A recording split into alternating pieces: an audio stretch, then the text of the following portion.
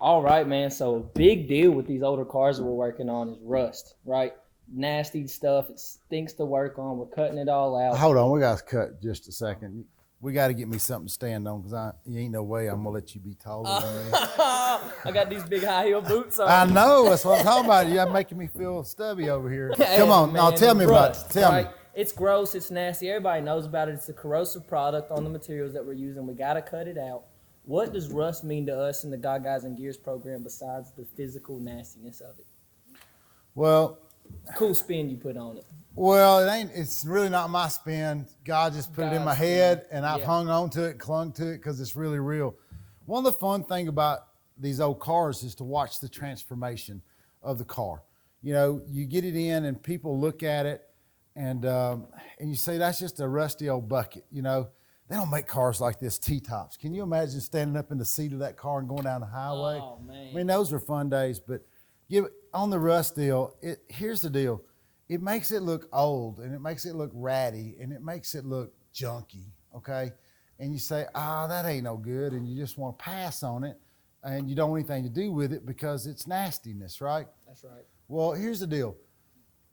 Metal is a really strong product, okay? It comes from iron ore. It's got some other things in it, but it's really strong, okay? But what happens is when that rust starts getting after it, okay, it eats it. And it eats it from the outside right into the core of its strength, and it deteriorates it. It just takes hard metal and turns it into dust. And so we try to get that into the kids is that when rust is present in the car, it doesn't mean the car's a bad car. It just means it's got some corrosion in it. It's got Some spots to be addressed. it's weak. It's got some weak spots. It's got to be done. Well, I like to compare it to us and sin, because just like the elements will eat at the metal and weaken it and take all of its structural rigidity out and takes all its strength away. You know, it just becomes just a piece of paper almost. I could probably take this car right now and I could roll up a piece of it and just break off the metal because it's rusty, right? And at one point, it was solid. Yeah, especially on these A-pillars over here, man. That had to be in there tight. Yeah, I mean, when this car rolled off the factory at General Motors, buddy, it was the cream of the cream. Oh, okay, yeah. You know, it was sealed up tight and it was there. So if it was sealed up tight, how did it get there? And so with that said, with the rust, you know, and if you compare sin to that, what you're going to find out is that, you know, a lot of guys come in here and fix this car, okay, and they just sand the rust off real quick, and then they put some primer back on it, and then they paint it. Man, it looks all pretty. But then for a month, okay, or 6 months, or something like that. It's kind of like us. If we just kind of go in and don't pay attention, and we're thinking about that sin in our life, you know, that thing that we're not telling anybody, that some of those pieces that you won't tell anybody, that you won't even admit to yourself, that go through your head, you know, especially as a young man. And putting God in the center gives you the opportunity to get there. If I'd had the men in my life that we're trying to be for these guys, telling me, hey, Bart, it's going to be okay, I wouldn't have made some of those crazy 18, 19, 20-year-old decisions that I made. Yeah. You know, and so where could my life have evolved if I hadn't made those mistakes and hadn't had those issues? You know, and so if we can teach our guys that, don't be scared of it, man. It's just the next step. It's the next phase. This is why you need God more. This is why you need that personal, intimate love relationship with Jesus Christ. That's why you need it. All you got to do is do your part and plow. Pull the plow, okay? Don't be afraid to harness up and work hard. Because when you work hard, it comes, right? That's right. And so you can't be scared of that, because when you all of a sudden when you go from making, you know, $6 to $7 an hour in my case, to making $13 an hour, well, I doubled my money, and I went from working 20 hours a week to working 60 hours a week. You know, and that 20 hours overtime helped. And then all of a sudden I learned I like that money, so then I was working 80 hours a week. The problem is that if we don't keep Christ in that recipe, and if they don't keep that, they miss it. But this rust, to get it all out, and then you got to seal it. So that's what I was interested in, to elaborate on that a little bit more. I guess you're saying rust can take the biggest, baddest metal out there and completely deteriorate it to nothing. Destroy it to powder. The same way that sin could take the biggest, strongest man out there and could take him and deteriorate that man and to make him feel like he is nothing. Yeah, not just the biggest, strongest guy. Okay. It can take the highest quality individual who has a wonderful relationship with Christ, or the guy who has no relationship. It can get the NFL athlete who's made it all and done it all. It can get the smartest guy. It can get the valedictorian. In the same way that you are nervous sometimes, like if I'm looking at this, I'd be nervous to cut this out because this has got all these details and bends and everything in it. But we know the right way is to cut the whole piece out and replace it. And that's what Satan does with the sin. He gets in it, he intertwines that sin with another piece that you want. Yeah. And he intertwines it in here. And it's like water running down into this car. Once it breaks that seal, that water, it goes to everywhere. It spreads. And if you don't cut the sin out, if you don't cut it out clean, and then you got to seal it. Yep. Well, what do you seal it with? What do you seal sin with? You got to seal it with the Word. Yeah, man. You got to seal it with the Word of God. And to get a man to believe that Christ really has got you is tough. It's tough to give up that testosterone, that manly feel. I'm in control. I got it. It's hard to give it up, brother. I'm telling you. And don't ask me how I know. Okay. So I mean, it's hard to give that up. It's my biggest challenge that I got this. I ain't got nothing.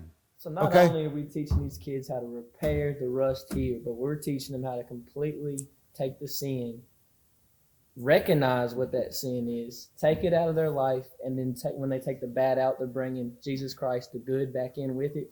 Yep. If somebody would tell me that at 16 years old, dude, my life would be completely different. Mine too. Huge. But here's what I'm gonna say about the troubles I've had, and I know some of the stuff you've been through, and here's what I'm gonna say about that. If that hadn't happened to us, though, you don't think that wasn't part of God's plan? That was it, man. Because here's my deal. If that wasn't God's plan, would we be standing here in this shop right now? No, sir. If we were living what we thought, how many guys do we know that think that they go to church on Sunday, they're at a small group on Monday nights, and then on Wednesdays they're in D group, and they're just living the life. But all that other time, they're not getting to feed themselves the way they really need to get in and get deep and really buy in that God really does have this. Mm-hmm. He really does have it. We take something little like that with God, Guys, and Gears, and we found that we can really use the cars as a way to communicate. And here's what I'm going to tell you. You can do that too. It doesn't have to be with a car. It can be with a computer. There are kids out there that eat up with computer. Oh, they love it, okay, technology. You can do that with what can I do with my iPhone. You can have 4 or 5 guys sit in your garage 2 nights a week and share and load in and feed them something. And here's what I'm going to tell you. I don't know about you, but all the people that we think we've really let Christ use us to make a difference in their lives, I'm just going to be honest. I know I've got more out of it. Absolutely. Just doing it than they have. 8 years in, and every year it get better and better and better, and the experiences get more real, and the things happen, and you're just like, dude, there's no way that God is not in this program. We were at the SEMA show. Oh yeah. And I was telling the story of the kids, and this guy walks up to me, and this is a really cool story. I hope you got time to put this in there, but anyway, long and short of it is I'm standing there, Tucker's there, Will Moore's there, and we're telling everybody about the program. Say, man, it's not about the cars, it's about those kids. Look what the kids did. Mm-hmm. Okay, they found and challenged themselves to do that. And the guy looks at me and says, yeah, but the SEMA show's a manufacturer's show. He said, what did you manufacture? Uh-oh. And I'm like, I stood there for a second and I said, real quick, you know how you can think something really fast? Mm-hmm. And the Holy Spirit said, I got this. Mm. I said, we manufacture young men who believe in the power of Jesus Christ. That's it. And I said, and you can do the same. And that guy looked at me and said, okay. Okay. We ended up having a 20-minute positive, upbeat conversation about how God could use him in California. And by the way, folks from the South, at the SEMA show, I met more people in California that honored and represent Christianity and Jesus Christ than I thought even existed in California. Okay, so I mean, I'm probably gonna get shot for saying that. Okay, but anyway, or get somebody on the board to be calling, ringing the phone. Man, you can't say that on camera. Well, I can too. Go on. God put it on my heart, so I said it. Everybody calls it, they call it the SEMA Crunch Week. And about a month before SEMA, I said, we're not having no SEMA Crunch Week. I am not going 20 hours a day. It is not going to happen. We're not doing this. I got a full-time job. There's no way we're going to get all this done a little at a time, and we're going to be ready to go 2 or 3 days before the show. Well, it didn't quite work out that way. But you know what? Here's the deal. What it came down to is that we got it done. We got it done 2 days before SEMA show. We all got to sleep good. We were rested on a 30-hour ride. Poor Ian, a 30-hour ride is a long way in a pickup truck. If you don't know somebody, take a 30-hour ride with them. Yeah, you get to know them real good. And after 30 hours, your breath gets bad, and men become men, and you get pretty comfortable. And we made the stop. We ate at some little place. It was like a Waffle House. Oh no. Was it Denny's? Denny's? Yeah, but it was a Denny's that's off the map. It's like, they weren't serving Denny's food, okay? The Denny's truck didn't show up there, okay? Denny's Loves. Mama's Denny's Loves, yeah. They didn't have the real deal. And it wasn't about 15 minutes down the road. Stomach wasn't feeling good. I forget who it was. Was it you, Tucker, got really ill? It was bad, and it's like, it's there. We are not always abiding by the speed limit. Sometimes it's wide open road through the desert, and the trucks pass you. You're going 80, and the big trucks are just passing you. And if you got the big trailer behind you, if you don't get up there and run with them, that every time they pass you, the truck goes woof over into the ditch. Woof over the ditch. So we opened up that big Duramax, buddy, and she said, I like this. The old gas gauge went from about 7.5 miles to the gallon. When we got up there over 3 figures on that we got up there at 100, that 101. And that's kind of where it redlines. But if you kept it right about 98, it's got up to 13 miles to the gallon. It's the craziest thing in the world. Pulling the trailer? Yeah, man, it was getting better. It did it, Tucker? I mean, I felt all of the speed in the back seat. Tucker raised his head up from a little nap up there, and he'd look, and he'd go, he's up there, go back to sleep. He'd go back to sleep, so it was funny.